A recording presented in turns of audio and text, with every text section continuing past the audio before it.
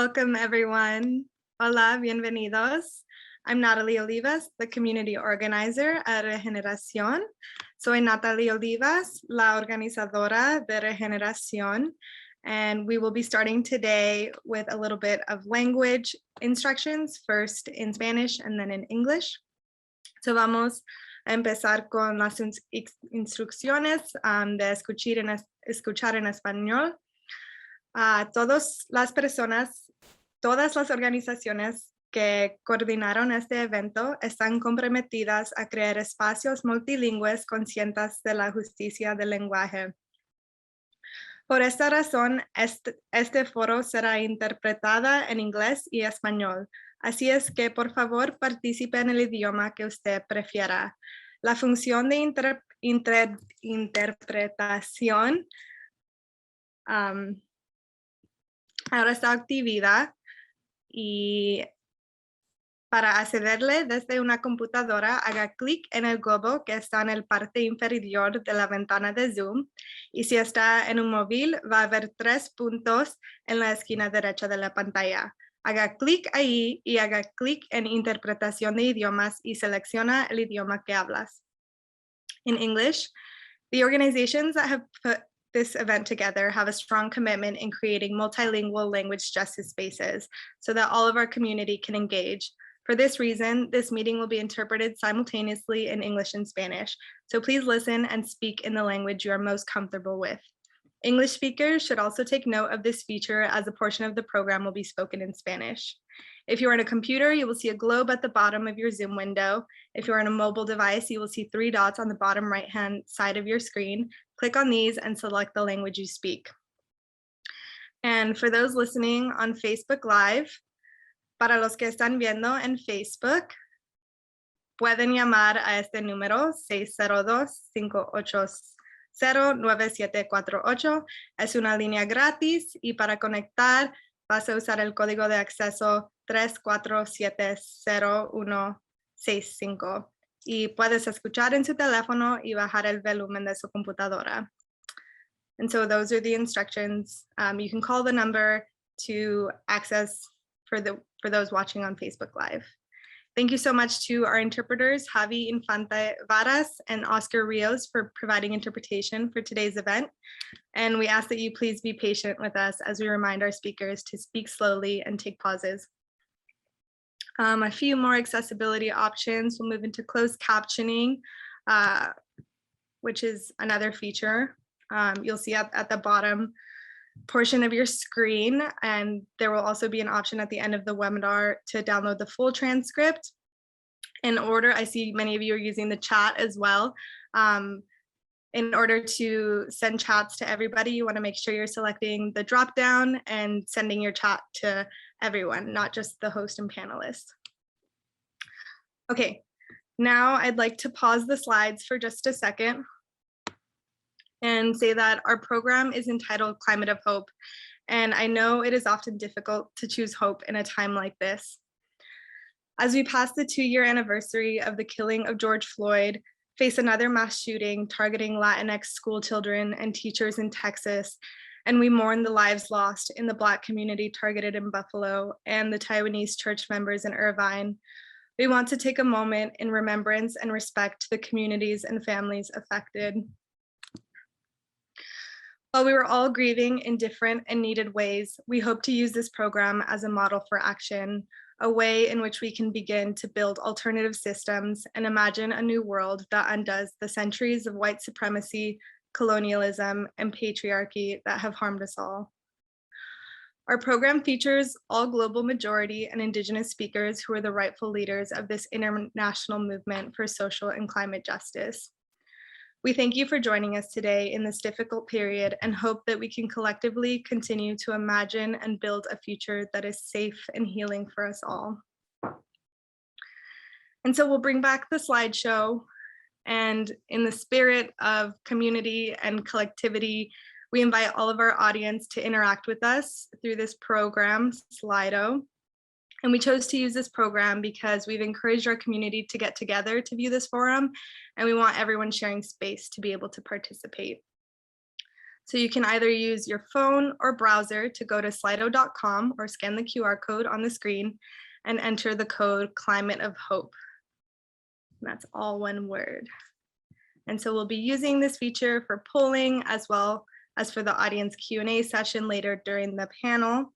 And our first question is asking who is here today, and you can select all that apply.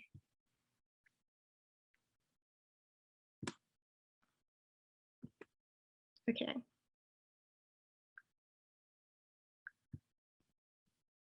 All right, we got some answers coming in.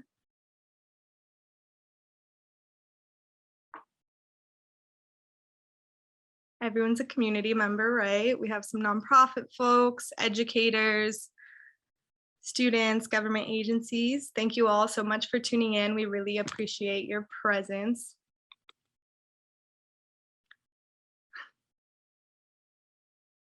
Okay, so it looks like we're all getting the hang of Slido. So we'll move in to a few more of our sponsors before we go to the next poll. We'd like to thank our sponsors from all up and down the state who made this forum possible. Special shout out to Pajaro Valley Arts for sharing their show, Sacred Soul, Cultivating Natural Rhythms, which you saw at the beginning of this program and you'll see in some of the breaks. And you can access that show online. And then some additional sponsors on the next slide from individuals, families, and foundations who continue to support us and help Regeneración be a presence in the community. And then moving on to our publicity partners, thank you so much. They helped us get the word out and they are always alongside us in the fight for climate justice. And then moving into one more poll before we begin the program, asking where you are today. And a disclaimer that our options list the settler colonial names of these places. And if you know the traditional name of the land and indigenous peoples whose land you're on, we encourage you to share that in the chat.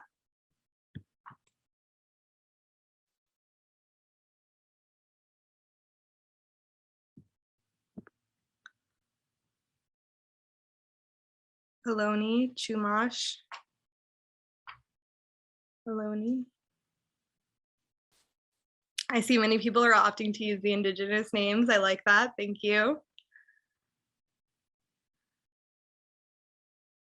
And then there's a few more options in the Slido. All right, thank you all for participating. I'll go ahead and show you the agenda now. To begin our program, I'm honored to introduce a pre-recorded message from Stephen Pratt, a member of the Amah Mutsun Tribal Band, who will be sharing a land acknowledgement as well as an important call to action.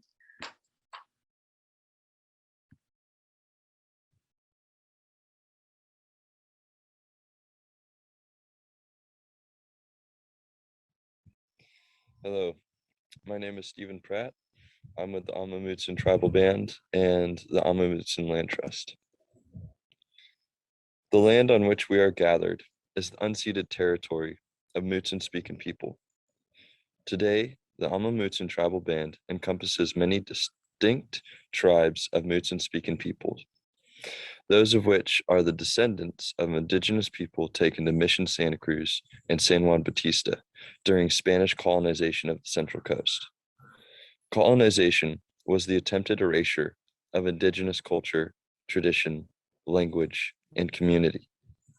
To this day, we are working hard to restore traditional stewardship practices on these lands and heal from historical trauma. Our tribe, the Amah Mutsun, have been working our traditional lands known as Pope Lechon for millennia. Though the Amah Mutsun remain non-federally recognized tribe, we continue to carry out the obligation given to us by Creator to care for our traditional lands through our nonprofit organization called the Amah Mutsun Land Trust, or AMLT. It is the goal of AMLT to restore the Amah Mutsun people and our knowledge to better conserve and protect these lands. These lands have been home to thousands of types of living beings, all of which contribute to this complex ecosystem.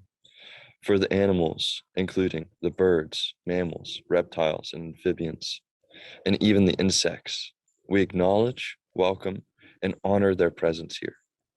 The diverse amount of plants and the fungus that provide food, shelter, and healing to the system, we acknowledge, welcome, and honor their presence here. For the soil and rocks, we are grateful for them providing the foundation that supports us. We are forever grateful for the water that sustains the life of this land. We are related to all parts of this land, so it is our responsibility to be the caretakers of the home that we all share. We must also acknowledge the tribal people from various tribal territories who have lived in this territory for many generations. These people have kept an indigenous presence alive during our absence and still continue to do so by standing to protect our sacred sites, environment, and spirit of this land we all call home. We are here together.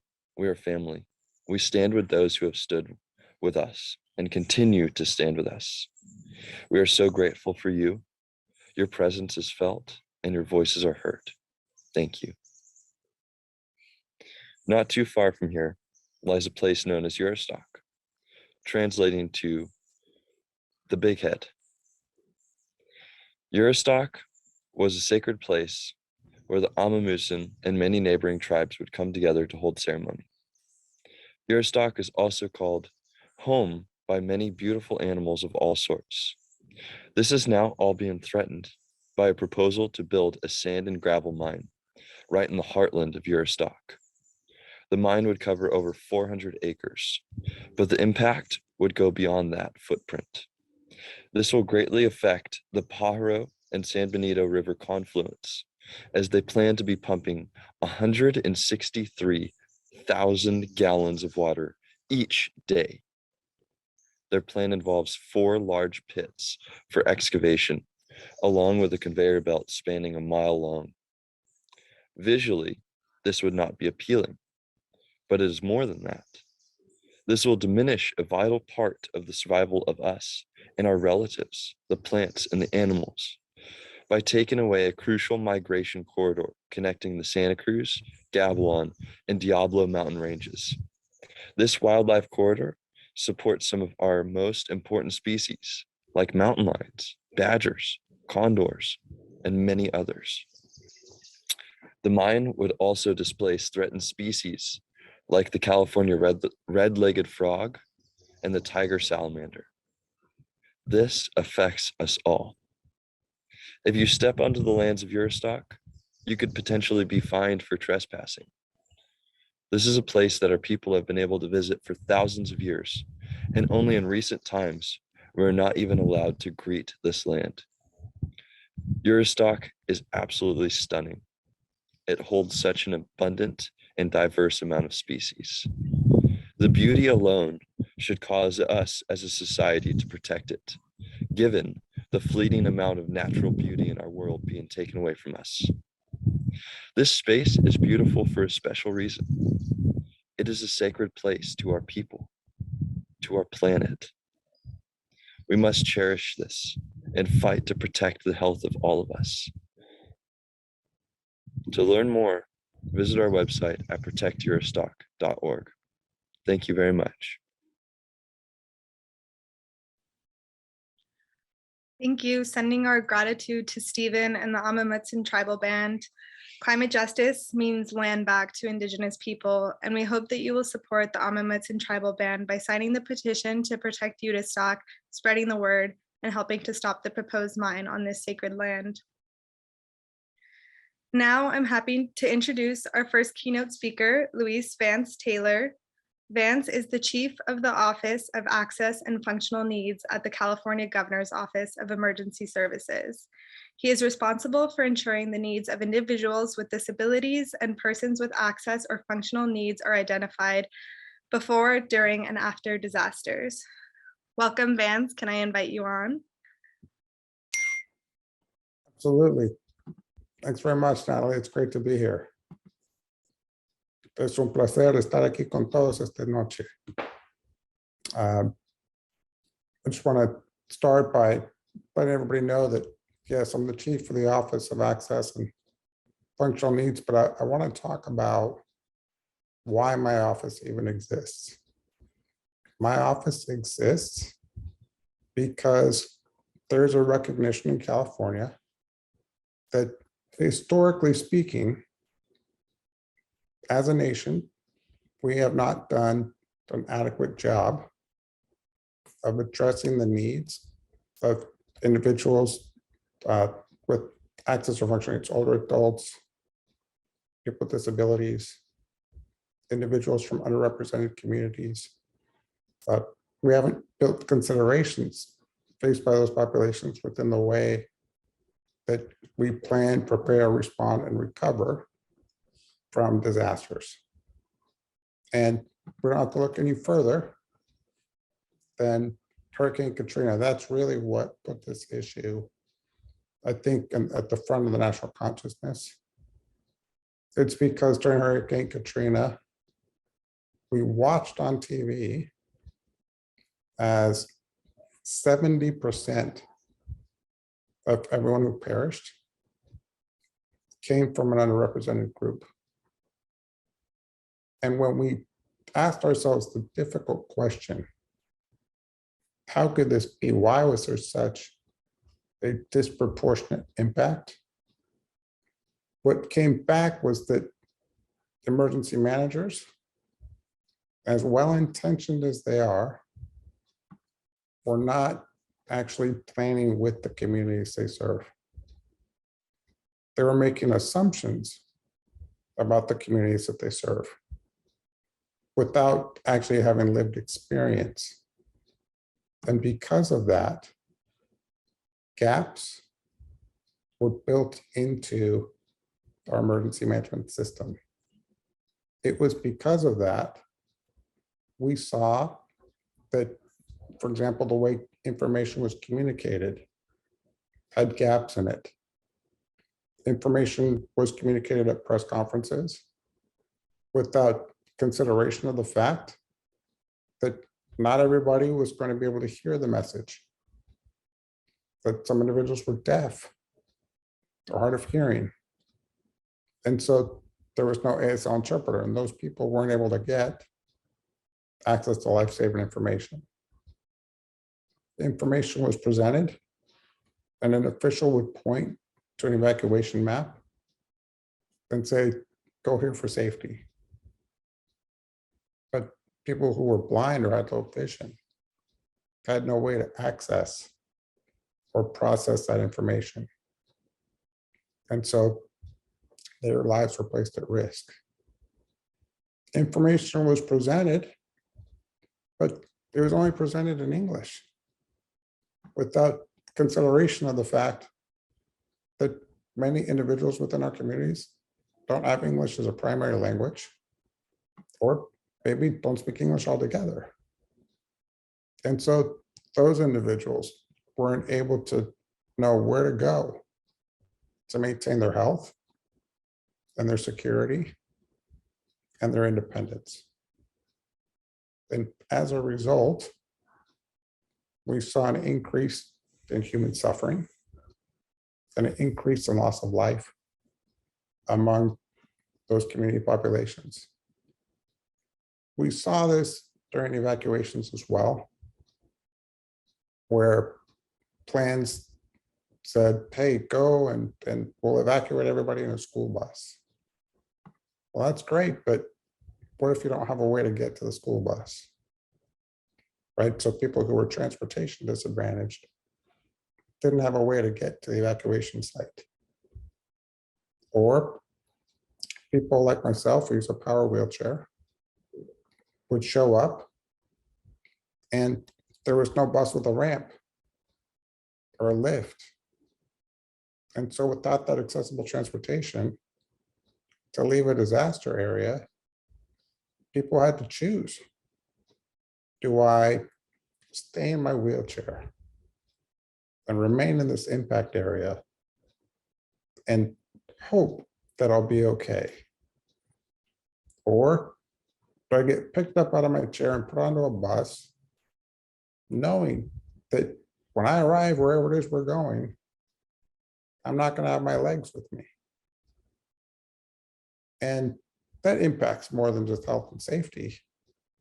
It also impacts dignity. What a terrible choice for people to have to make. When we looked at shelters, we saw that people would come to a shelter and everything, all the signs were in English. And so if you couldn't read, or if you didn't know English, then you didn't know where to go to get food. You didn't know where to go to have services. You didn't have a way to ask people for health related resources or assets or programs or services. And because of that, again, human suffering increased. People didn't stay at shelters. They tried their best to do it on their own and came up short. And that's why we saw such a disproportionate impact. And so to get in front of this, California said, we're going to create an office. It'll be led by a senior level executive. That person will have a twofold mission. As chief, my job is to identify with our partners, with our communities, with our stakeholders, the needs and considerations that all Californians have before, during, and after a disaster. And then once we understand that, it's to work in partnership to include, to address, and to integrate those needs throughout every facet of the emergency management system. Now, California leads the nation in inclusive planning, but that doesn't mean we're done. It doesn't mean we're there yet. There's still a lot of room left to improve. And so we push to do that. Now, climate change presents an existential threat to our ability to meet the needs of all our communities. Because what we see isn't just an increase in the number of disasters.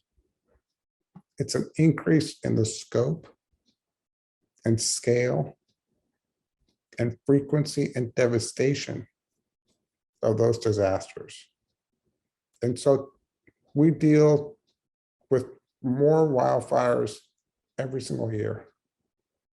And the numbers seem to be exponentially growing. We deal with more extreme weather events every single year. We deal with more power outages and the impacts to individuals with access and functional needs. The impacts to underrepresented communities are felt in very real and impactful ways. If you rely on power, for example, for a respirator, or to keep your medicine cool, or if your food goes bad after you lose power and you don't have enough income to replace it, then you can see that not only is it inconvenient to not have power, but it jeopardizes your well-being and your lifestyle. If you rely on power and you rely on all kinds of resources and assistive technologies and devices, then what we're talking about here isn't just the risk of having to rough it, but it's in making decisions and choices that have to do with whether or not you're going to survive. So until we can look at how do we address the fact that there's more fires and more disasters, and how do we ensure that as those disasters hit us, that we work our way through them through a lens of equity, through the lens of social justice, with the commitment to leaving no one behind, then we'll continue to suffer these impacts. And so what I would ask is, as we go through and look at climate change, as we go through and look at this issue, that we do so in partnership with one another, that we each commit to lift our communities, to lift ourselves, our neighbors, our friends, our families, our loved ones, because we have to be the change we need. You know, and I know that no one's going to do it for us. We will fail or we will succeed, but we'll do it together. And so I ask that you lift, and I will lift. And together, our communities will ascend. So thank you for letting me be here. I appreciate it. Es un placer, un honor, y espero que todo va bien con ustedes en este día y en los días siguientes.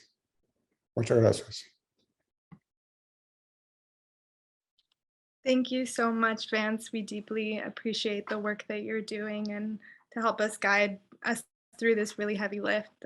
You know, we've seen for too long that communities of color and people with disabilities have been on the front lines of disasters. And there's always this talk of resilience, and it's like, we don't need resilience, we need the support that we need. So thank you so much for helping to do this work. Absolutely, thank you. All right. Next, we're pleased to share a video created by youth members at the local Digital Nest, an organization that creates sustainable and scalable technology career centers by connecting youth to technology and prosperous communities. And so we asked them, what is your vision for creating a climate resilient community? And here's what they have to share.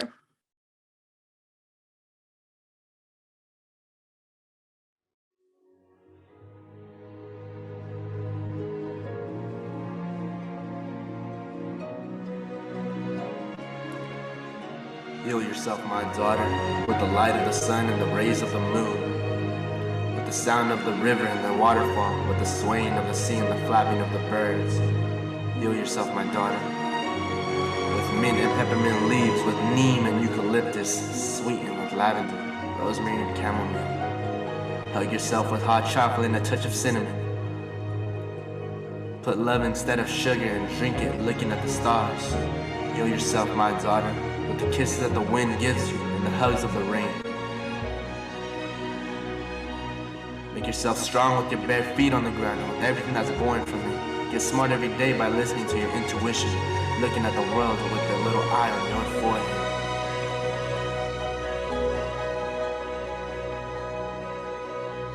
Jump, dance, sing, so that you live happier. Heal yourself, my daughter, with beautiful love. And always remember, for you are the medicine.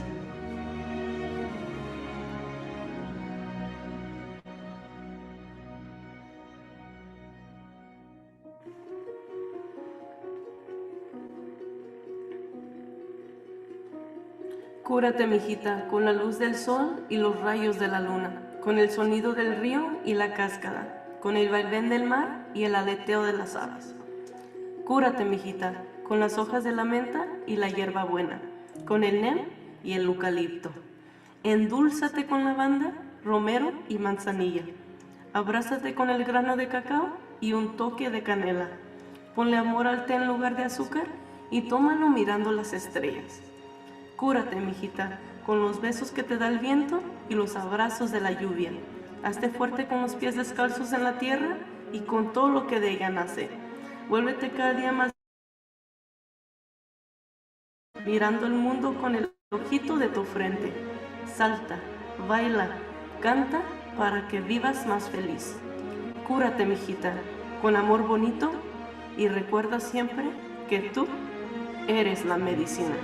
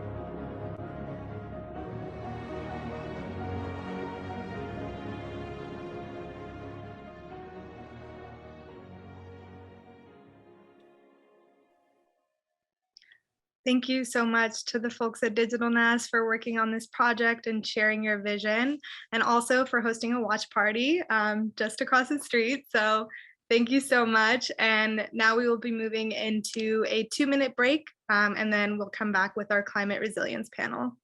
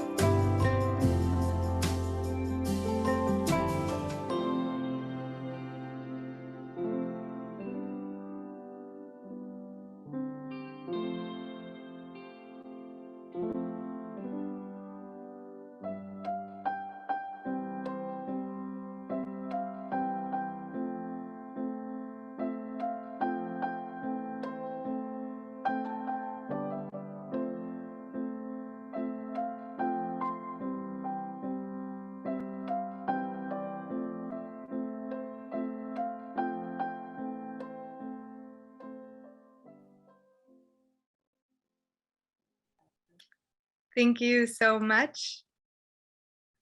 Thank you again to Pajaro Valley Arts. I see Ana Paula on the call. She was one of the curators and helped us to get that art show. So thanks again. Next, we'll be moving into our climate resilience panel moderated by Michelle Sevilla. Michelle Sevilla works on local environmental issues and policy in the California State Legislature and is the first network manager of the Central Coast Climate Justice Network. And so I'll pass it to you, Michelle, to speak more about your story and introduce the rest of the panel. Thank you so much, Natalie. Magandang hapon. My name is Michelle Sevilla. My pronouns are she, her, they, them, sha, and I am the network manager of the Central Coast Climate Justice Network.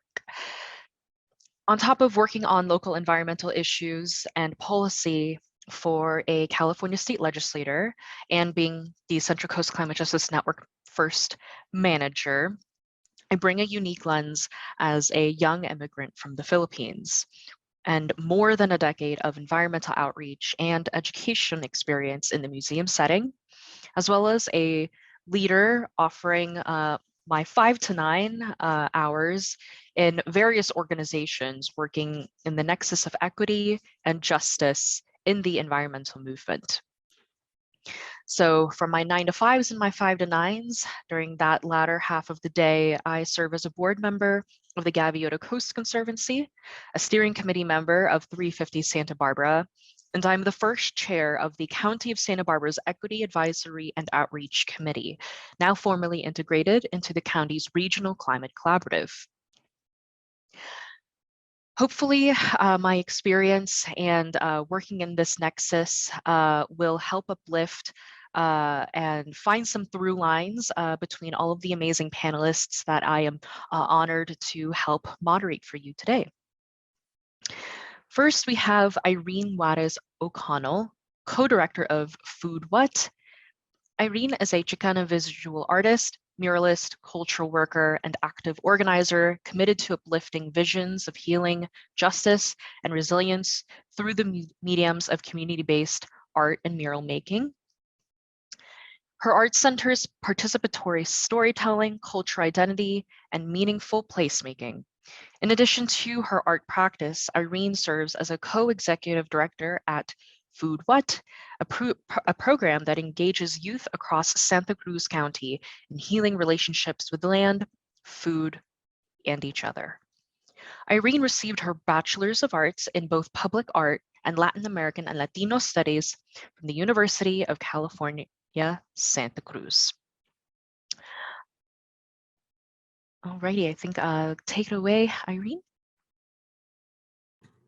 All right, thank you so much for that introduction. So my name is Irene or Irene Juarez O'Connell, and like was mentioned, I have the honor of serving this community. I've been here since I graduated in 2012. I was raised by school teachers in the San Fernando Valley, and I bring a lot of the values of education, social justice, and deep love for the beloved community that I serve here in Santa Cruz County. Food What, for those who may not be familiar, is a wellness and empowerment program for high school aged youth across Santa Cruz County. And we use food and farming as a vehicle for liberation, building relationships with one another, and really healing our relationships to the land and to the food that we get to share with one another. I'm also a community artist. I do murals and I paint and create banners for direct action movements. And, I feel that I hold multiple roles in the community, but it all becomes cohesive when I'm imagining, bringing community members together to create visions of hope and resilience for our future. So thank you very much.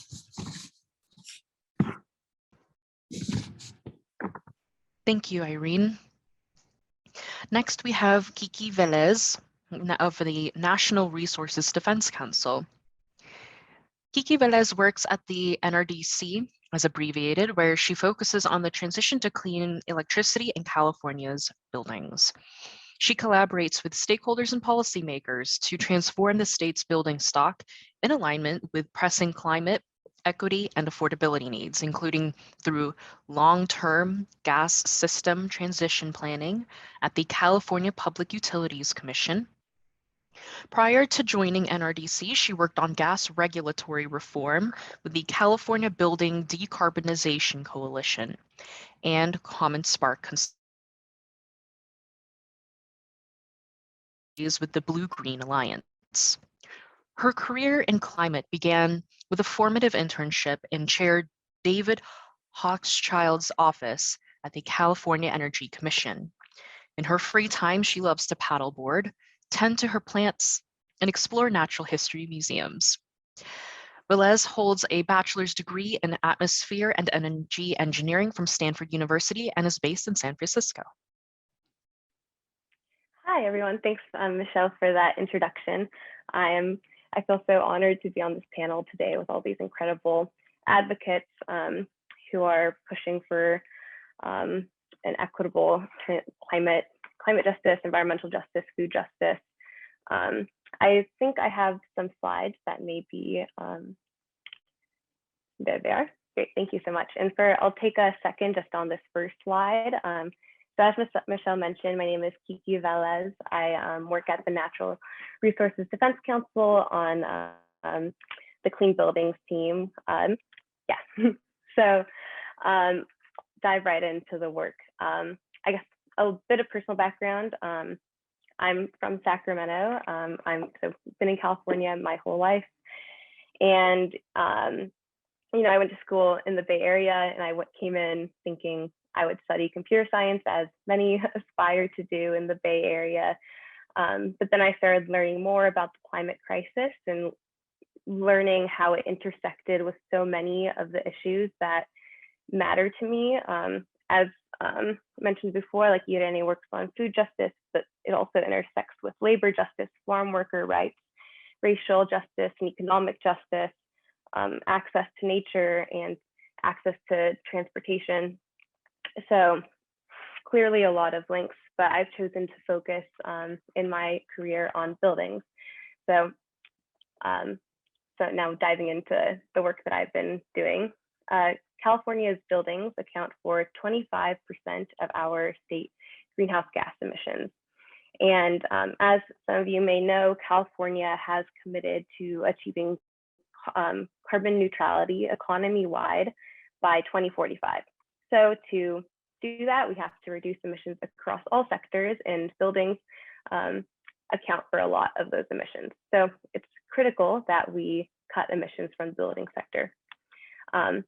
And importantly, important to note, gas appliances, so burning gas in homes, for example, a lot of California's space and water heating needs, and also a lot of our cooking needs, and even some of our clothes drying needs are met by combusting gas, natural gas, quote unquote, natural gas in homes, which results in carbon dioxide emissions, of course, which are global warming emission, but it also results in carbon monoxide emissions, in formaldehyde emissions, and in nitrogen dioxide emissions, which can all, a growing body of research is showing, can have detrimental impacts on health and indoor air quality. And research also indicates that these impacts can be worse in low-income communities and communities of color, and especially in communities that are already experiencing horrible air pollution and that might be co-located with power plants or like near freeways and might have higher instances of asthma already. The use of gas in homes can exacerbate those health issues that the communities already face. So what can we do about this? If you could go to the next slide, please. So the solution. So California, in line with our carbon neutrality goals, also has goals to transition the electricity sector to 100% clean electricity through renewable resources. So, you know, for example, like wind and solar. So as we make that transition, it makes sense, and modeling has shown that the lowest cost path to decarbonizing our buildings is to switch from these polluting gas appliances that result in greenhouse gases, but also in other pollutants that deteriorate health in homes, to clean and efficient electric appliances, which can also save people money on their energy bills. So if you'll go to the next slide, please. But of course, this is going to be a challenge. People oftentimes, especially low-income communities, people who might be working multiple jobs to make ends meet, people who already experience the highest percentage of energy burden, meaning that they, like low-income and disadvantaged communities, tend to pay a higher percent of their income on energy already.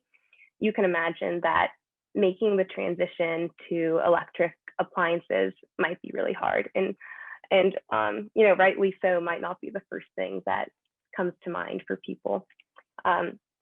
So making, oh, I'm getting a note that it's time. So I'm going, I I can discuss any of these further throughout this panel discussion if people have questions.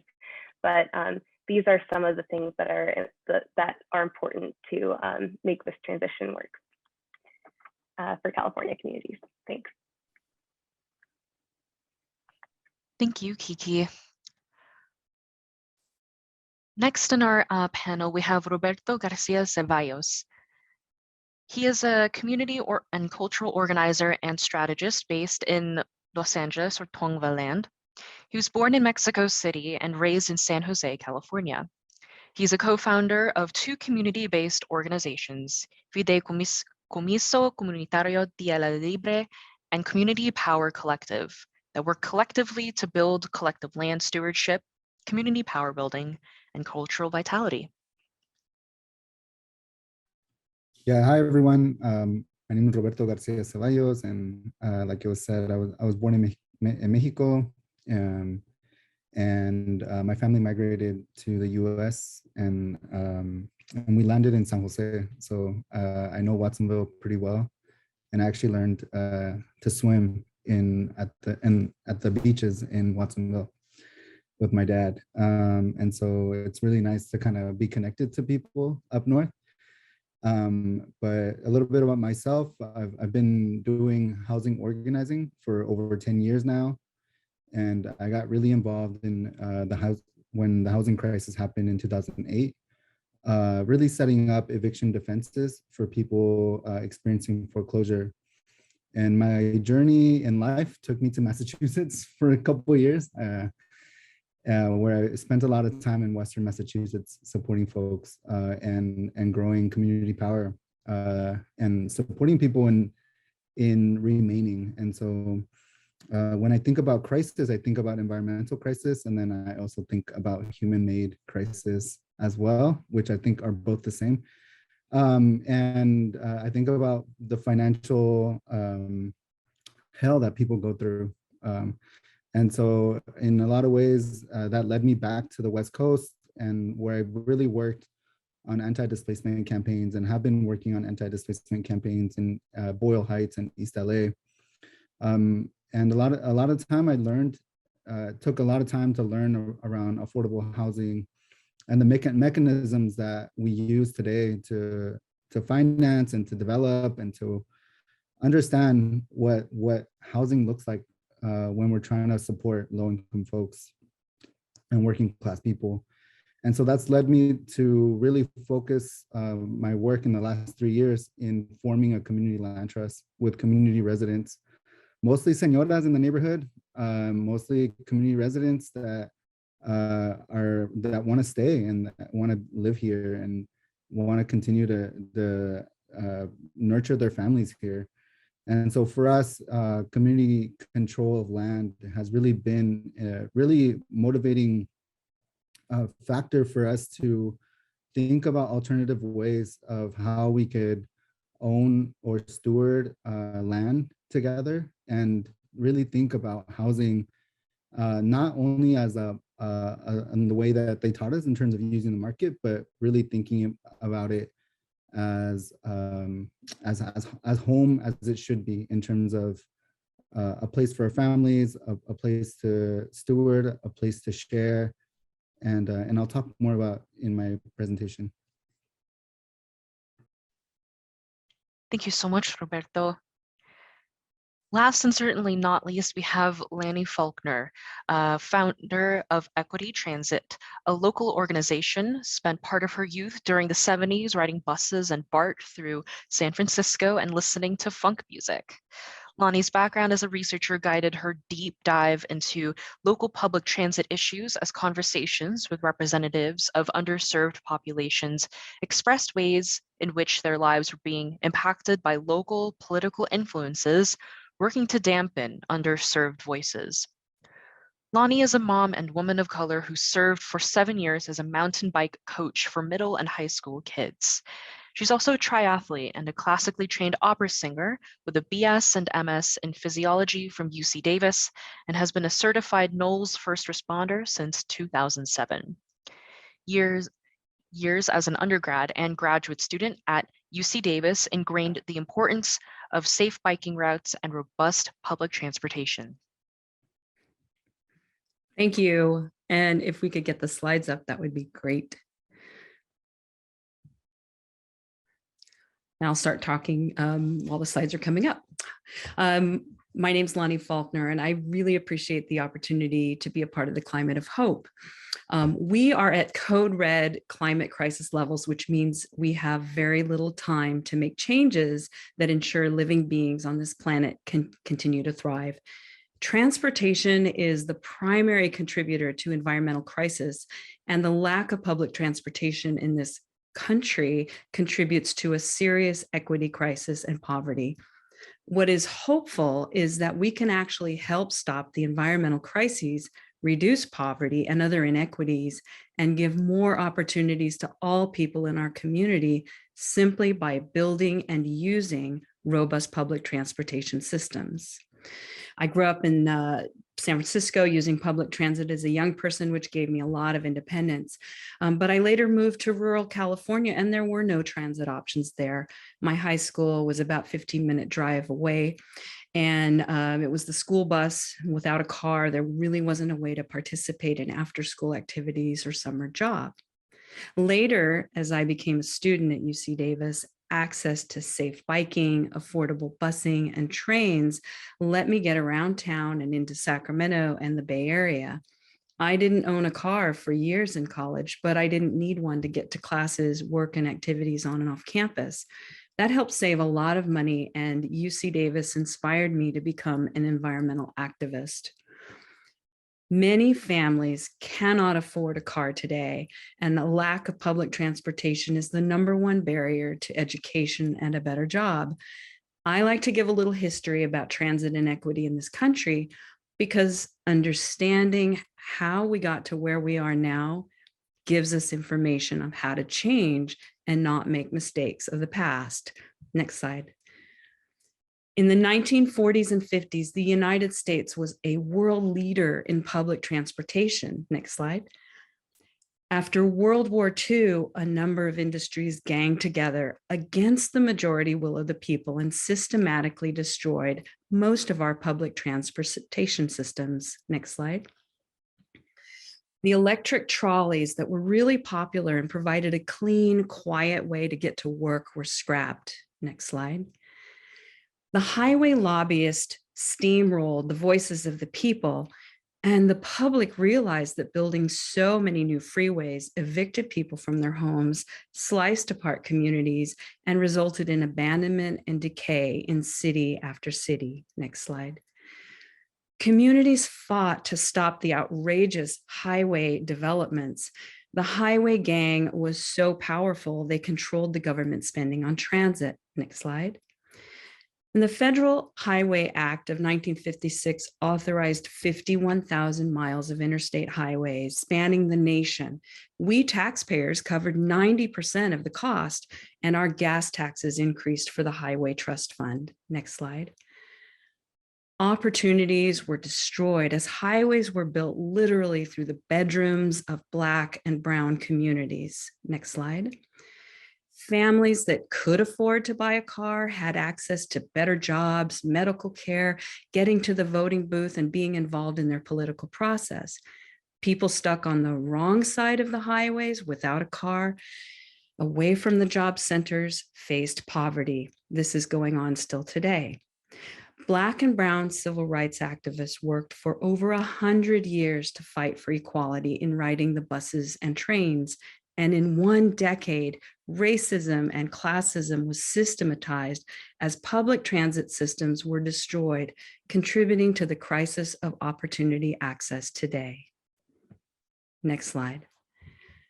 Companies spend billions of dollars on slick, strategic ads, tricking people into believing that cars make us sexy, rugged, powerful, and rich. 70 years of strategic marketing convinced us that cars made us free and American. But in reality, investing in building robust public transportation gives more freedom and more opportunities to more people in our communities. Imagine you've just graduated from college. You have no money, a lot of student debt, and you start looking for work. You find a great job about 30 minutes away, but you can't afford a car to get there.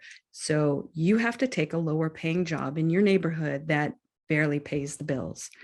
If you live in a community like Berkeley or Seattle or Portland, where you can get to work easily by a bus or train or trolley or a bike, you can take a better paying job and not have to spend $14,000 a year it takes to buy a car and keep a car running. You can then save money, which gives you choices. Maybe you want to save money and buy a house instead of a car and use a car sharing service like Zipcar when you need one. That's the awareness that we are working to bring to the community here. Thank you.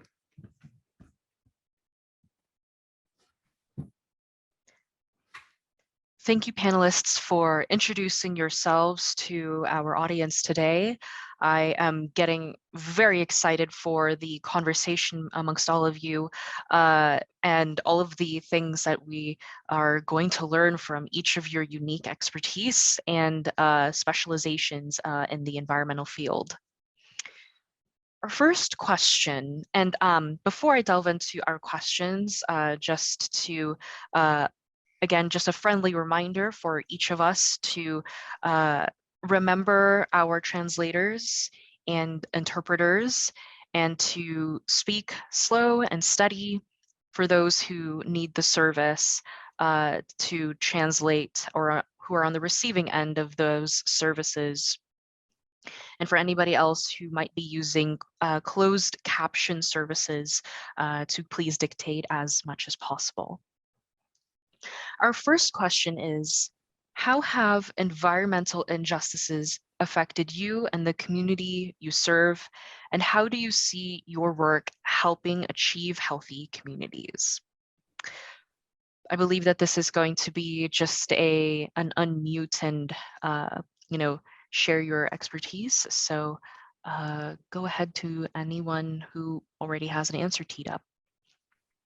I could answer that first. Hey, everyone. This is really exciting. There's like so many intersections that I would love to talk to all of you about. But yeah, I think the neighborhood that I live in is a really great example of environmental racism.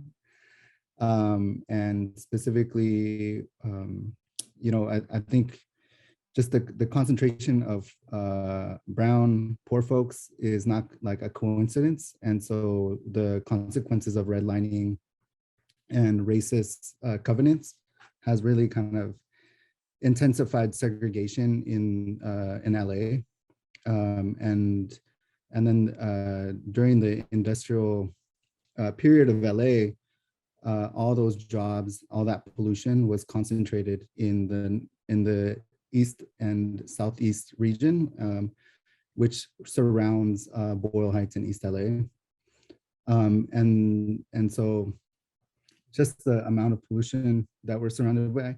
And then I really appreciate Lonnie's presentation of the freeways, because our neighborhood has 5 freeways that run through our neighborhood.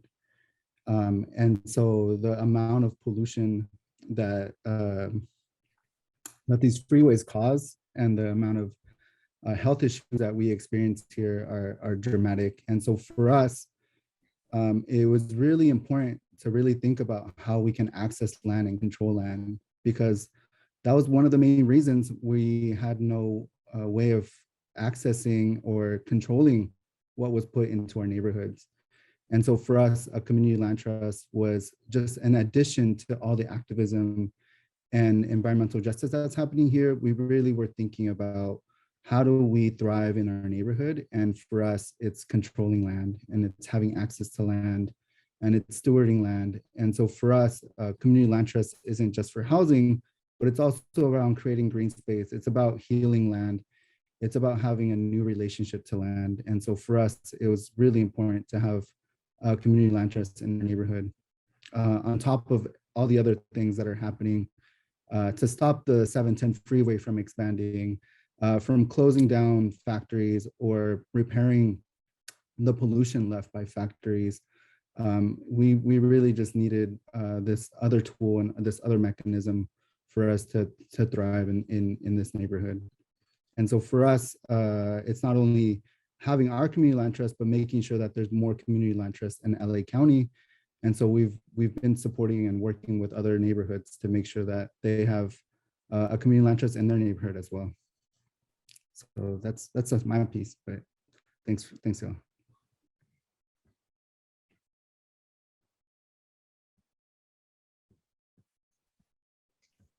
Any other panelists have responses to that question? I have a prepared response. I'm happy to go ahead with it. And if we could queue up the next slide after the one that we just left off with, that would be great.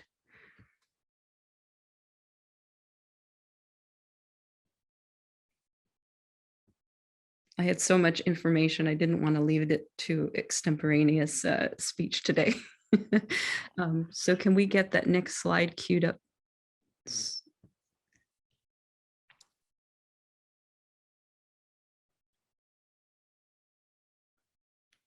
Wonderful, perfect. Thank you so much. Environmental injustice really impacts our entire community by trying to rob us of truth. Environmental injustice. Organizations like ours are constantly having to do the work of educating against greenwashing, sly marketing, and misinformation. Wealthy special interests pour millions of dollars into tricking voters to elect their representatives for government positions when they can push highway widening and defund public transportation. Next slide, please. Electric trains and trolleys using steel tracks are the cleanest, most energy efficient form of transportation ever invented. And while the rest of the advanced world is building more robust public rail and bus transit systems, next slide, please. The public transit systems in the United States have fallen far behind the rest of the advanced world. And with that, we have become one of the top polluters. Even e-cars, next slide, please, come with a toxic environmental impact as chemicals from billions of tires cause serious health issues. Manufacturing automobiles, which have a short lifespan, means mining and depleting our natural resources, whereas trains and trolleys last decades longer. Toxic tire and brake dust from automobiles enter our air, water, and soils and cause serious long-term health issues. Next slide, please. A number of health issues have skyrocketed starting in the 1940s and 50s with increased tires and plastics, including autism, Alzheimer's, cancers, hormone dysfunction, gut disorders, asthma, and more. Next slide, please. Typically, the poorest neighborhoods feel the worst impact of big highways, busy roads, and poor public transit services. But there is great news. Next slide, please. Our organization has joined a large and growing national coalition of equity, environmental, and labor organizations serving to bring awareness and action, shifting from our national transit equity crisis towards making public transportation and safe streets for biking and walking a priority. It is essential that members of underrepresented communities have a place at the table of all government agencies that make decisions regarding transit. And our efforts are to bring awareness and bring people together for these important events. Thank you. Thank you, Lonnie. We have a couple of more set questions, and then I know that we will go into audience Q&A. For those of you who maybe don't have your chat up, we have slido.com codes available for you to submit questions to our panel, but we will get going on our second question, which is, what are some of the biggest challenges that come up in your work, and what best case scenario solutions do you envision for solving them? And Roberto and Lonnie just spoke, so I invite Kiki or Irene to speak first. I'm happy to dive into that question, especially because I think Lonnie set it up very well when she talked about the role that companies can have in trying to sway voters, sway people towards, misleading them about climate issues. So I would say one of the biggest challenges that we face, especially in my work on buildings, I presented a bit on that, but another like the flip side of that work. So the buildings is, we are interacting in our buildings every day, but there's a lot about the energy system that is sort of behind the scenes that you don't typically think about going about your day. So for me, and a big challenge that I have experienced in this work is the role that some of these big gas companies, gas utilities that serve only gas, can play in trying to dampen our efforts to equitably transition communities and people and households to clean electric appliances as we need to do to achieve our climate goals. We have seen them come out with reports that are really misleading about the costs of transitioning to electrification. We see these big corporations come out with trying to sell these, fantasy solutions that are super expensive that will continue to pollute communities with all of because they want to, use these drop-in fuels that they are call like renewable natural gas or, renewable fuels that they want to drop into the pipes that currently serve gas to customers. But essentially, at the end of the day, those fuels, no matter where they're sourced, you're still burning them in communities and you're still releasing carbon dioxide and other pollutants. And the companies like to mislead people about that. So that's, I think, a persistent challenge that we see, but a solution to that is, honestly, events like this and other efforts to really engage communities and, educate on climate issues in a culturally sensitive way and try to connect these issues to people's everyday lives so they can, start to understand how energy, how transportation issues, how food issues are affecting them in ways that they might not have the privilege to think about in their daily lives. And it might take, different forums like this to bring about awareness of these issues. I feel so grateful to be on a panel with such amazing minds. I'll jump in and share a little bit about the first question about the environmental disparities or injustices that are situated in the work that I'm in. So here in Watsonville, we're known as the salad bowl of America. Our strawberries go all over the world, yet our family members and young people here can't afford to purchase some of the organic produce that's grown here. So when I think about what are some of the biggest challenges, it's really a disparity of wealth and lack of access to land in a way that allows for deep, meaningful connection to the land. Most of the land that's here is dedicated to conventionally grown agriculture that's operated in a very extractive way, in a way that's demeaning and violent to the people who work the land and have historically worked the land, including Japanese, Filipino, and more commonly now Mexican indigenous people who are living in substandard conditions and treated inhumanely. So a lot of the young people that we serve at Food What, that's their family members. That's what they grew up with, seeing and even experiencing themselves firsthand. So I think what we're trying to do is create a space that's completely different, a new paradigm. And our theory of change is rooted really in the practice of what could it look like to engage with one another on land, growing food, eating food, cooking food in a way that values the whole self, the whole picture, and really honors young people at whatever stage they're at in their journey and honors their wholeness, and really creates a lot of space for compassion and healing. And that has to include the land, and it has to acknowledge that we live within such violent paradigms that sees land as a pure resource to be extracted, and humans to be pure resource or labor to be extracted.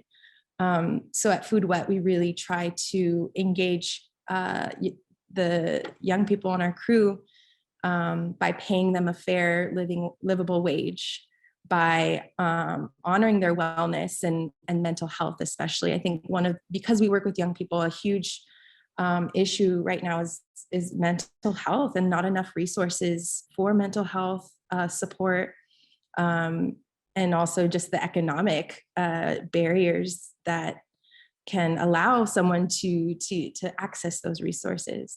I'll also say that one of the hugest barriers that I feel like is really creating a challenge for so many of our intersecting fields of work is a culture, a government that values war and weapons and wants to put more money and resources into that, as opposed to education, food access. We have, one of the most abundant, wealthiest countries, yet people go hungry here every day. So I think we really have to do more work to shift the culture of violence and obsession with war and weapons to move towards life-affirming values.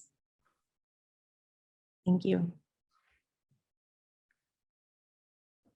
Yeah, can I share now? Or? Yeah. Certainly, yes. Oh yeah.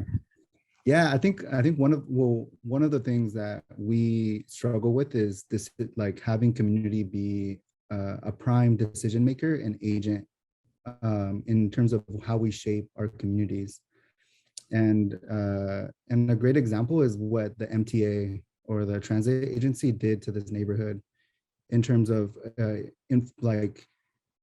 forcing a community into having a rail and using the rail as a form of displacing people, people who are transit oriented, people who depend on transit, were forced to have a train go into their neighborhood while they're bus reliant, like dependent, and that the bus lines actually take them to the destinations that they need to go to work.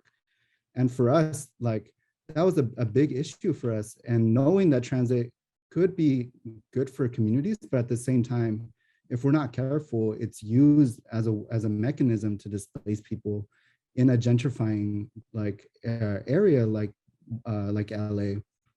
And so for us, it's been like a 15-year fight here in this neighborhood to ensure that all the land that was taken by the MTA to build the rail is then turned into a community benefit. But not only do we want community benefits, but we also want to be able to control the land. We want to be able to control the resources that are brought. Because if we get affordable housing, for how long do we get affordable housing? Do we get it for 30 years? Do we get it for 15 years? And how do we make sure it's perpetual? How do we make sure that community residents have a say in terms of how we even build affordable housing in our neighborhoods, specifically for land that's owned by a public agency like the MTA? And so for us, that's been a huge issue. And for agencies and for departments in the county and in the city to understand that people should have control over the land, that people should have control over their housing, that people should be able to determine that a vacant lot shouldn't be turned into luxury housing, but it should potentially be turned into a community garden where they can have access to fresh food.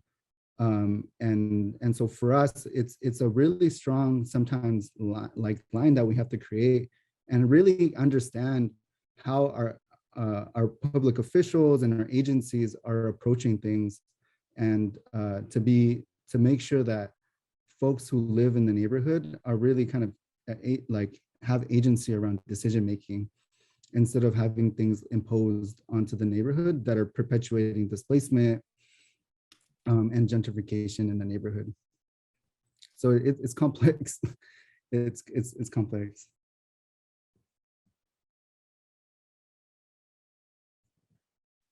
Lonnie, do you have a response you'd like to throw into number 2? Sure. Yeah, I won't stick to the thing that I wrote. I just want to reiterate what Kiki said earlier, and that is um, marketing is so powerful, and the wealthiest of investors have a lot of power to control the narrative that people are hearing. I give a simple example that corporations pour tons of money into commercials that show happy children drinking sugary sodas and eating sugary treats on TV, but they don't show the rotten teeth and the obesity and the health issues that come from those foods. By the same token, with the transportation industry, automobile commercials show handsome, rugged men driving powerful cars with beautiful women by their sides, hair whipping in the wind over rocky terrain. And these commercials make us feel a certain way. And unfortunately, we often vote based on our feelings as opposed to really thinking about how these decisions and it's really difficult. And I'd say another thing that I want to talk about is greenwashing, because greenwashing is used so prevalently in so many ways now. And we're facing kind of something similar but different to what Roberto's experiencing here in this town, where we have this Measure D. We've been working hard to bring public rail transportation that it can intersect with our buses. And, some of the wealthiest land developers and investors in the county are running this slick greenwashed misinformation campaign that is basically promising a trail when we're already building a trail in our community. And that would forever wipe out our opportunity to have public rail transportation. Investors, the other thing I was going to say is investors spend a lot of money to lobby their representatives into government positions. And of course, those government positions, if you don't sit in these meetings, you don't realize how much is actually going on under the covers. Well, most people are so busy with work and school and life and jobs, and corporations keep people too busy working more than 40 hours a week. And that keeps people away from being able to participate in meetings. A lot of these meetings are held during the daytime, during work and school hours. And I think that's where the part of the answer is, working with organizations that can help inform us as to what's going on in these meetings, so that we can have empowerment to make informed decisions. And that's what our work is about, is helping to bring awareness so people can make informed decisions. Wow, very robust questions and answers to these questions. I know that we have a third one where we kind of delve a little bit into some of the personal aspects of ourselves beyond wearing just our hats. And so with this, if you could kind of keep it short so we can continue to have about 10 minutes for audience Q&A, that would be helpful to keep us on time. The third question here is, when was the moment you realized your identity or self-expression mattered in your work? This can go for your race or ethnicity, your gender, etc. And I invite anyone to tee up.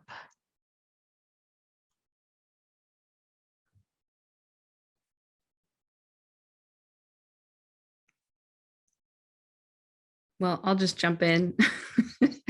I thought this was an interesting question because I keep so busy that, growing up, I didn't really think about my gender or ethnicity as the leading thing for me. What mattered to me was my family, my friends, learning, getting a great education, having really great relationships, and really striving to get involved in activities.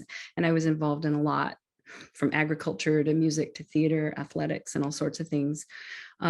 Even though when I was in school, people called me wetback because Buddha and all sorts of things, they would say, go back to your own country. And I'm like, well, I'm indigenous Polynesian. I'm not Mexican, but, obviously this person is to me was ignorant. But what I did to get through those types of things was find alliances with good friends and with similar values, and focused on educating myself and staying involved in a lot of activities. I didn't let the noise of mean people stop me from my personal goals. And as a parent, I spent a lot of energy volunteering for my son's theater group. And as I said earlier, I was a mountain biking coach. I think that a lot of our young people today don't have family support and come from families of trauma. There's a lot of cyclical generational trauma in our country and in our world. So it's really important to seek out mentors, and help each other through these challenges. It's easy to get taken off track and get involved in drugs or sex to meet our needs emotionally.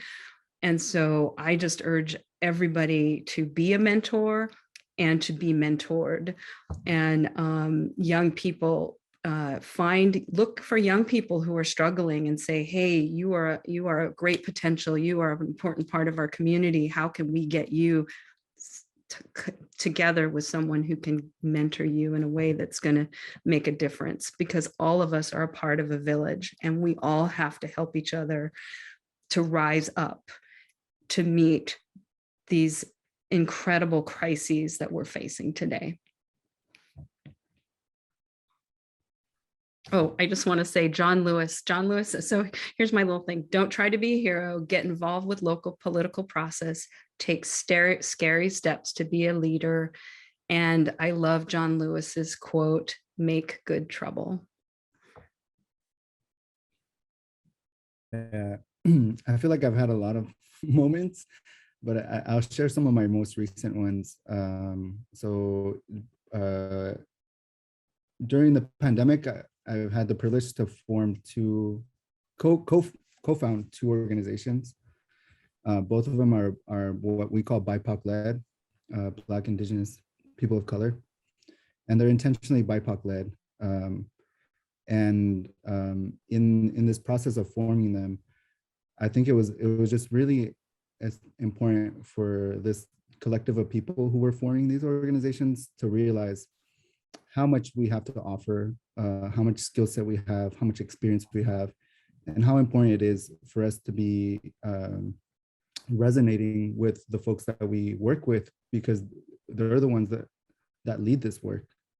And I'm really grateful for a lot of white folks, but at the same time, like I learned that I thrive more in BIPOC-led organizations. And I've seen other people thrive more in BIPOC-led organizations. And so for me, it's essential to be part of BIPOC-led movement and work with allies and have roles for allies. And so for me, it's made a huge difference in the self-esteem of the movement that I'm a part of. And a little bit of like what Lonnie was sharing is, and at the same time, like I've also learned as a man of color that I need to lean into healing. I need to lean into accountability. I need to lean into communities that actually practice it, so that it's not an isolating thing, because it's scary. Because yeah, like I think BIPOC folks have a lot of trauma. The world has a lot of trauma. And sometimes we're expected to be these like model minorities, even among like brown and Black folks, you know? And so we need spaces that we can lean onto harm, we can lean into healing, we can lean into these things, so that we don't end up leaving like more hurt than when we started. So for me, I think those are kind of my reflections around identity. Can go next.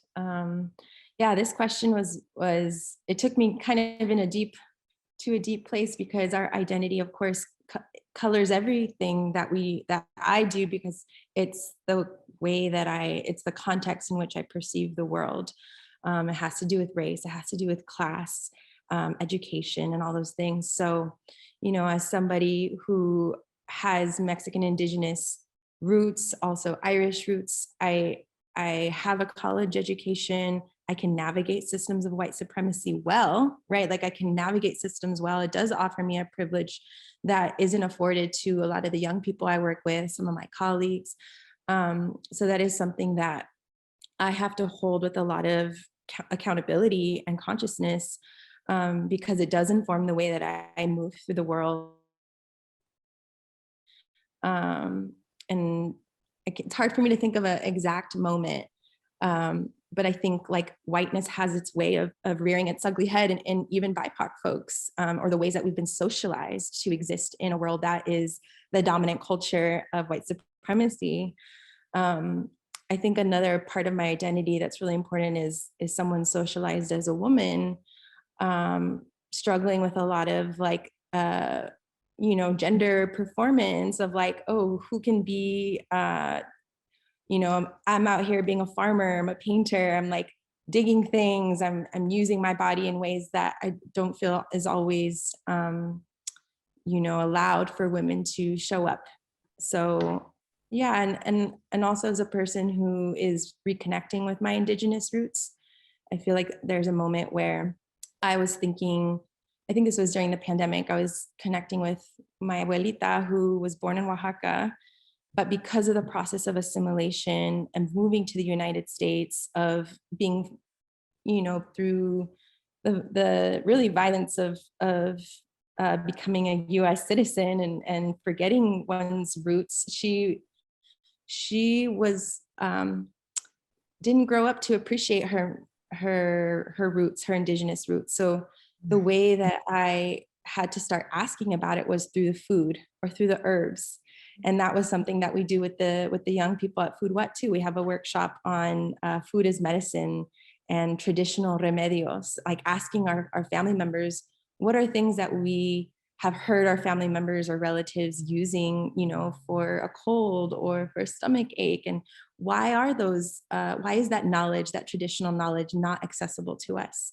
Because that's ancestral technology, and why don't we have easy access to that? So there was a part.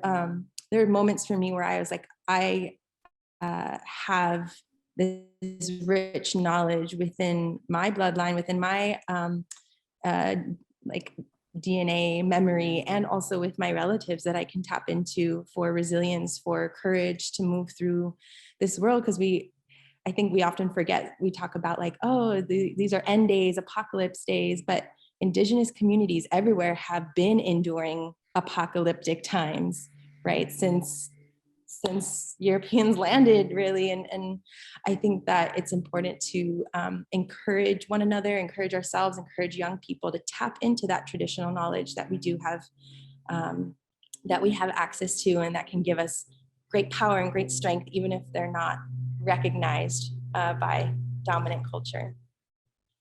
Thank you. Thanks. Yeah, and I'll try to be brief with my, just really quickly. I think that at least in some of the spaces that I operate in, some of these like big environmental organizations, even though like the environmental movement is really rooted and has been like, pushed forward by Black and Indigenous and Brown folks, I think growing up, I viewed environmentalism as like a very white space, and honestly, like a lot of organizations still are very white spaces. And I've noticed this in the, my identity being, an important voice to have heard in the work that I do with buildings, especially because home, like our buildings, and also even the technologies that we use in our buildings, homes are such like a personal space, and there's so much of our culture is tied to our homes.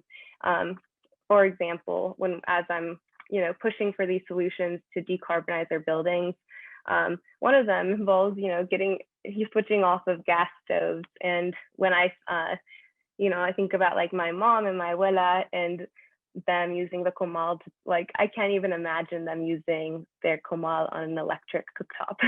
But so sort of approaching with this like cultural understanding, and obviously we need many voices in the space representing all kinds of different cultures, not just like my Mexican heritage, but it helps me, it reminds me, you know, anytime that I spend time with my family in our like home, how like the importance of crafting, you know, policies that will get us to our decarbonization goals, because that's obviously imperative, you know, to tackle climate change, but also doing that in a culturally competent way, and like making sure that we're doing our best to preserve like the beautiful cultural diversity that takes place in our home.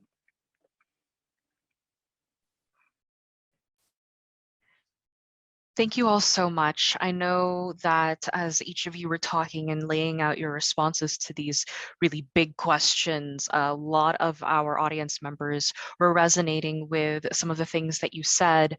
And I'm so sorry to cut our conversation off, but in the interests of protecting, you know, our fellow speakers later for our agenda and our event today, we do have our audience members Q&A. I believe that the Slido and the Climate of Hope code is still available for you to submit audience questions for our panelists today. And while we are not able to touch on some of the questions that you have submitted, hopefully we will be able to work with the panelists to answer some of your questions. And with that, I thank you, each of you, for bringing your knowledge, your intersectional identities, the many reminders of, you know, working on behalf of community members, and bringing your whole full selves to not just myself as your moderator and to everybody else participating in the event, but to our abundance of audience members who are tuned in today. Thank you so much, everyone.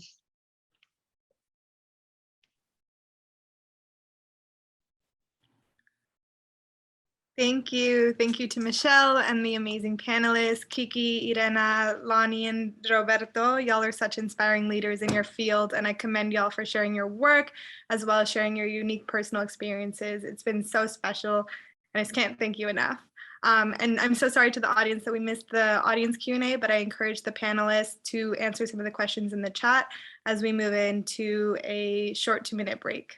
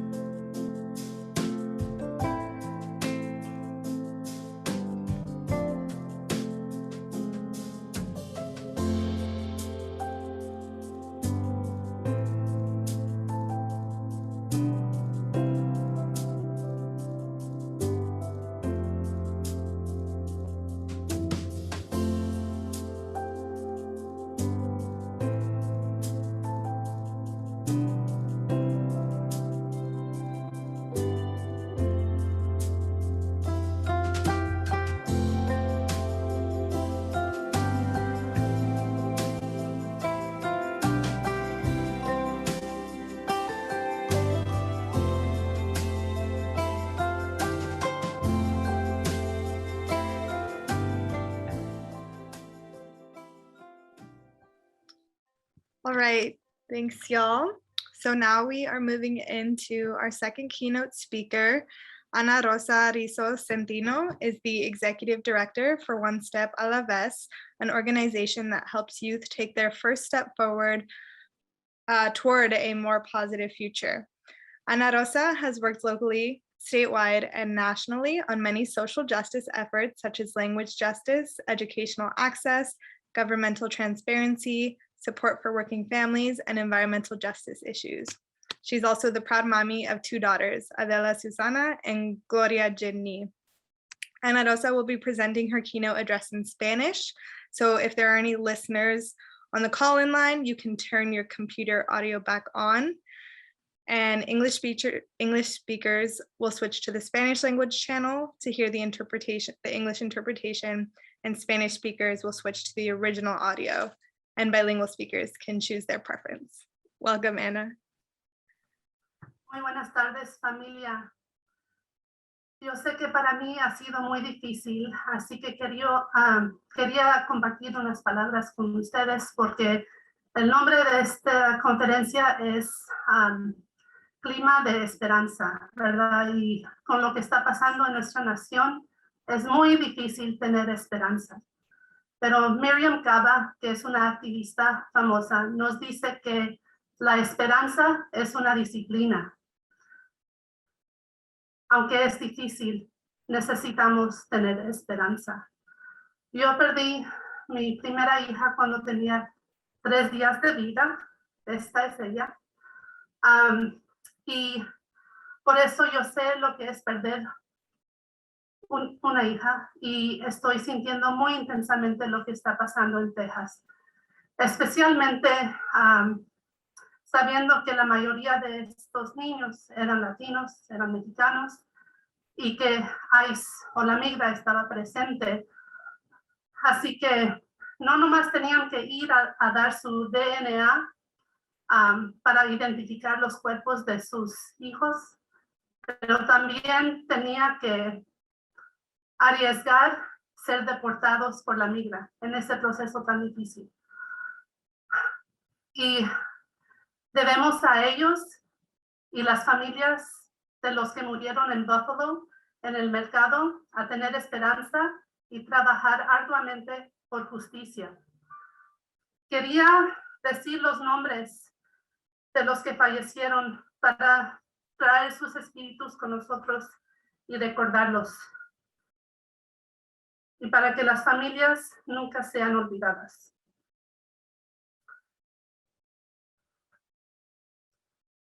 Alexandria Ania Rubio, Alicia Ramírez, Amory Jo Garza, Annabel Guadalupe Rodríguez, Eliana Cruz Torres, Eli Lugo García, Eva Mireles, Irma García, Jackie Casares, Jaila Nicole Sliguero, Jace Carmelo Luébanos, José Flores Jr., Maite Juliana Rodríguez, McKenna Elra, Miranda Matis, Nevea Bravo, Rogelio Torres, Tess Mata, Ucía García, Javier López.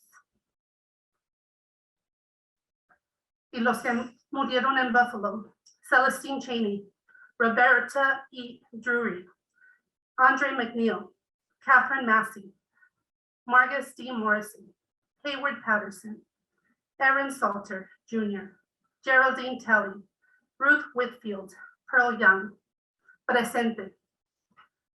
Ahora, lo que nosotros hicimos en la Costa Central fue tener una campaña de juntas caseras para poder llegar a un acuerdo verde que incluyera todos y todas.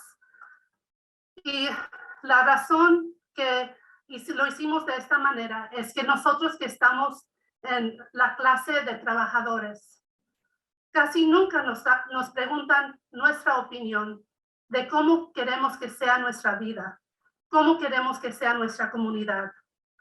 A veces nos invitan a juntas de concilio o de mesa de supervisores, donde no están hablando nuestro idioma, sea español, sea mixteco alto, mixteco bajo, zapoteco.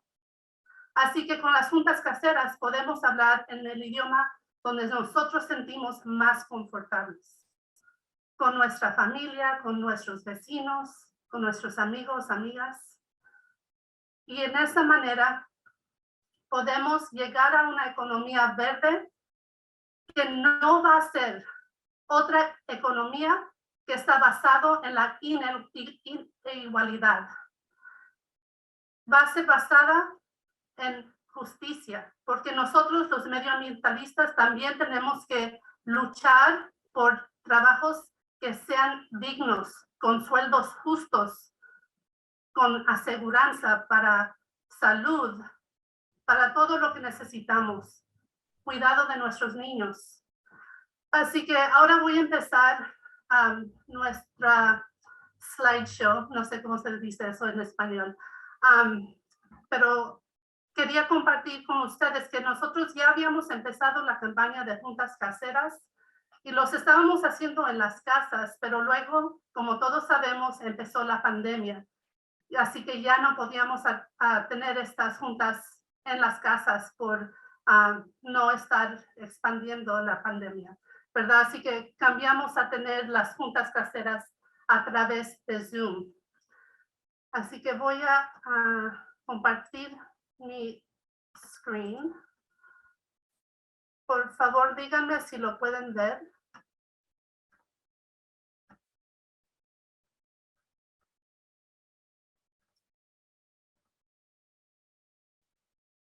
¿Sí se ve? Sí. Ok, perfecto. Así que lo voy a poner en slideshow mode.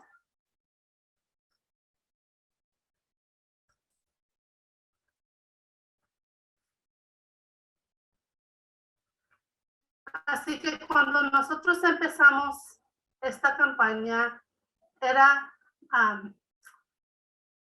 cuando se mató a Breonna Taylor. Así que queríamos traer su memoria y también luchar para que las vidas negras importaran. Y porque a veces lo que pasa es que nosotros decimos, oh no, este asunto de la brutalidad de la policía no es aquí, es en otros lugares. Así que también hablamos de la memoria de Megan Hockaday. Es una mamá en Oxnard que el departamento de policía de Oxnard la mató en frente de sus hijos. Así que la gente podía saber que esto pasa en nuestra comunidad también. Así que en Santa Bárbara, el concilio adoptó una resolución que la brutalidad de la policía no estaba bien y declarando que el racismo era una emergencia de la salud pública. Demandamos transparencia y accountabilidad del Departamento de Policía de Santa Bárbara y también demandamos transparencia y accountabilidad del sheriff del condado de Santa Bárbara. Y pedimos que reducieran a las personas que estaban aprisionados. También luchamos para que ciertos lugares que son parte de la comunidad negra sean reconocidas como monumentos. Y también establecimos que la ciudad y el condado celebraran Juneteenth, la celebración de cuando la gente negra en Texas supo que ya no había esclavitud. Y pedimos a la gente que hablara sobre lo que estaba pasando, sobre cómo podemos centrarnos en la liberación de la gente negra, ¿verdad? Y nosotros como latinos, ¿cómo podemos nosotros luchar contra las actitudes antinegras que existen en nuestra comunidad? Porque nosotros sabemos los comentarios que escuchamos, ¿verdad? De algunos tíos, abuelos que tienen eso en sus mentes. Y hablar sobre también cómo COVID ha impactado a usted, a su familia, si tienen algunas lecciones de qué les han ayudado para hacer su trabajo virtualmente. También queríamos ver cómo estaba la gente en términos de organizando, si eran nuevos al organizar o si es algo que han estado haciendo por mucho tiempo y qué es lo que los influenciaron. Y les enseñamos el video que hizo Alexandria Ocasio-Cortez sobre qué es una Green New Deal, una trato verde. Y este video es cortito, así que se los voy a enseñar y luego podemos continuar. Oh, no está tocando. Pero básicamente estaban hablando de cómo podemos hacer esta transición, ¿verdad? A trabajos justos que son verdes, que son limpios, que ya no son extractando a nuestra tierra. Y hablando un poco más sobre la estrategia de las juntas caseras, era una estrategia que usaron la Unión de Campesinos cuando lo empezaron a César Chávez y Dolores Huerta, Larry Idliong y Philip Veracruz. Y es la manera básica que organizaron la gente trabajadora en los campos. Y otra vez, ¿por qué? Es una forma de hacer decisiones colectivamente. Porque no todos nos sentimos seguros para ir a un edificio de gobierno, para dar nuestras opiniones de cómo deben de ser las decisiones, porque a veces no dan traducción y casi nunca dan cuidado de niños y niñas. Y la gente se siente confortable en sus casas, ¿verdad? Para hacer estas juntas, porque muchas veces traíamos cafecito, pan dulce.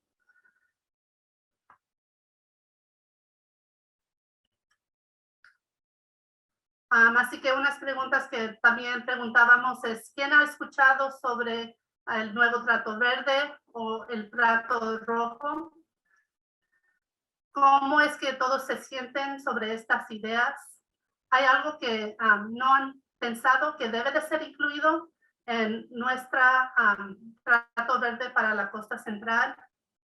Y si pueden pensar de otras cosas, pues felizmente lo hagan. Nosotros hicimos una guía, o como le dicen, en inglés y español para poder ayudarles en empezar estas juntas caseras. Y es muy fácil porque la meta no es traer muchas personas, nomás tienen que invitar 5 a 10 personas que sean sus amigos, su familia, gente con quien trabaja. Y pueden escoger un día que trabaja para todos en un local accesible. Y ahora estamos empezando, ya acabamos la campaña de las juntas caseras en el condado de Santa Bárbara y ahora los estamos empezando en el condado de Ventura. Y aquí como se está un poco, no estamos acabando con la pandemia todavía, pero por lo menos nos están dando un poco de chance de empezar a vernos otra vez en grupos, tomando todas las precauciones todavía para tener estas juntas de forma segura. Y lo que es bello también de esto es que cada junta produce más juntas, porque al final de cada junta les preguntas a los que vinieron, oye, ¿ustedes quieren tener una en su casa? Y muchas veces, sí quieren. Así que ahora tienen más fechas para organizar otras juntas caseras en las casas de sus amigos, familiares y gente con quien trabajan. Todavía estamos trabajando en formas de apoyar a nuestra comunidad en lo que necesiten. Estamos en todas las protestas que podemos estar porque nosotros creemos en la interseccionalidad. Todas nuestras luchas están juntas. No podemos luchar una cosa y no luchar la otra. Tenemos que luchar contra la homofobia, tenemos que luchar por justicia racial, justicia climática, todo, ¿verdad? Porque todos somos parte de la solución. Así que una cosa que quiero decirles es, si ustedes sienten que no se están cuidando muy bien, hagan algo para ustedes, para poder seguir en esta lucha. Llámale a alguien que quieren mucho, que a lo mejor no está de acuerdo contigo en algún asunto, sea lo que sea, para estar en conversaciones, porque si no estamos en conversaciones, ¿cómo van a cambiar las cosas? ¿Verdad? Y siempre estando listos para apoyar a toda la comunidad. Así que si ustedes quieren una guía para poder hacer sus propias juntas caseras, nomás díganme, pueden poner su email en el chat para que pueda mandarles ese guía o toolkit, como le decimos. Y nomás para que sepan algunas cosas que han salido de la campaña en el condado de Santa Bárbara, porque no les puedo decir todo porque salió un reporte de 79 páginas, así que lo tuvimos que reducir a 13 páginas para poder mover adelante con estas pólizas. Así que una cosa es sobre el transporte, también sobre la vivienda, sobre la transición justa, sobre la justicia social, quitándole dinero a la policía, luchando por la justicia para la gente indígena y equidad racial y la democracia, para que nosotros tengamos un rol en todas las decisiones que pasen en nuestra comunidad. Así que todavía tenemos que seguir adelante con la campaña en el condado de Ventura, pero nomás quería darles una opción de cómo pueden tener juntas para mover adelante con este gran trabajo de tener un nuevo trato verde, porque sí es lo que necesitamos para tener un futuro para nuestros hijos y sus hijos y las siguientes 7 generaciones, donde podemos vivir en relación buena con la tierra y con uno y el otro. Gracias por su tiempo. Thank you so much, Ana Rosa, for helping us to honor the lives of the ones lost and for sharing the work you're doing.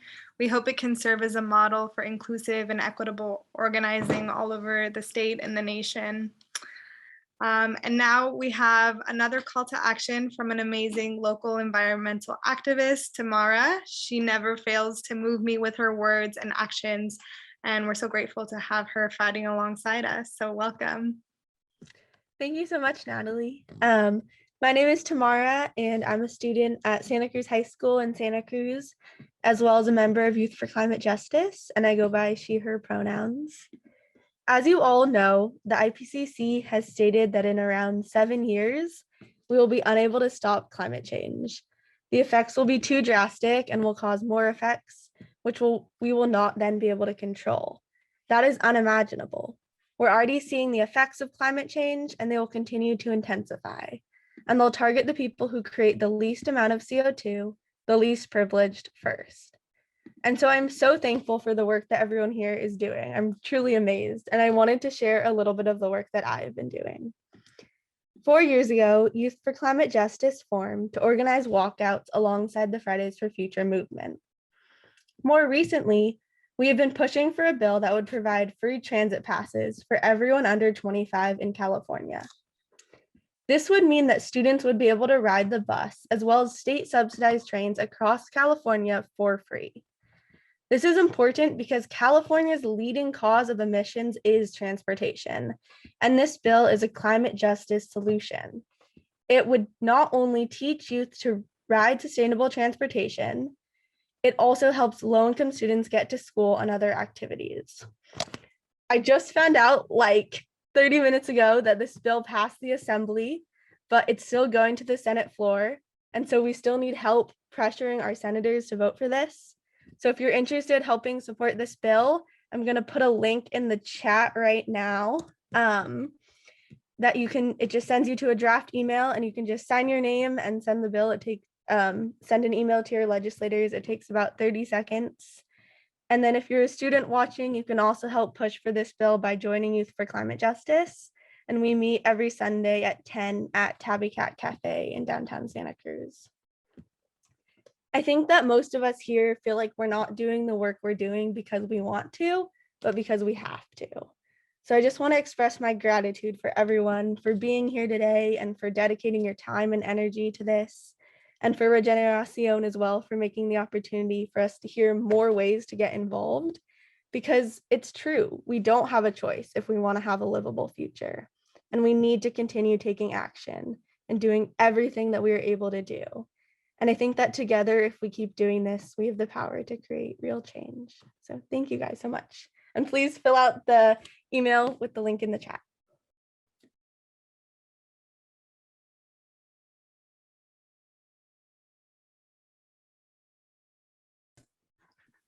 Amazing.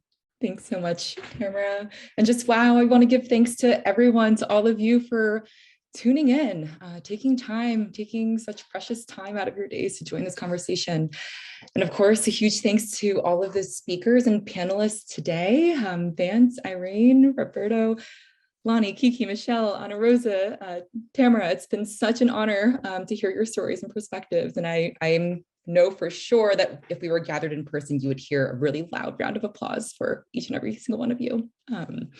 And talk about speaking truth to power, and y'all spoke to some real hard truths. The systems of oppression that were purposefully designed to concentrate power and wealth, to marginalize and fragment communities, extract our precious land resources, fuel violence, erase our cultures, murder Black and Brown and Indigenous people, and this list goes on and on. But despite and because of these grave injustices, you have each shown us the true power of community. The stories you've shared from your personal lives, the stories you've shared from the work that you're leading to build community power, it gives us so many reasons to be hopeful. And in a time where it can feel like it's impossible to hope. And I'm also curious to hear from all of you in this next Slido poll. Please rate your level of support for the climate solutions you heard today. And I bet Natalie is going to jump right on to share the QR code in just a moment, or if you're in the app, you'll see it up. And this is also the exit survey that we're going to ask folks to take. It's really helpful to hear your feedback to ensure that convenings like this meet your needs. And while folks take this poll, I want to take another moment to thank Regeneración, Nancy and Natalie, our interpreters, the tech team, sponsors, publicity partners, and everyone who helped to organize this convening and to organize it in such a thoughtful and inclusive way. You provided a platform for voices that often go unheard. And I think we all know the climate crisis and creating new systems of equity, and as Irene put it, systems that lift up life-affirming values. It's a marathon, and it's important for us to take time to come together and connect and celebrate, and as Roberto put it, to lean into our healing. So I really want to encourage folks to stay involved and support community organizations. If you're able to, I encourage folks to provide a donation to Regeneración so they can continue the important work that they're doing. And again, taking this exit survey would be really helpful. We want to hear your feedback to ensure that we're meeting your needs. And with that, I would like to invite Paul to bring all the speakers in view. Just want to give another moment of recognition for all of the important work that you're doing and giving us just a small preview into your lives. Thank you so much. And Natalie, I'll turn it back over to you. Yeah, we're just hoping thank you, Julia. We're hoping all of our background tech team can turn on their camera and wave hello and thank everybody. Thank you to this amazing team, and thank you everyone for joining us today. Just a few more people. If you're at your computer, you could turn on your camera.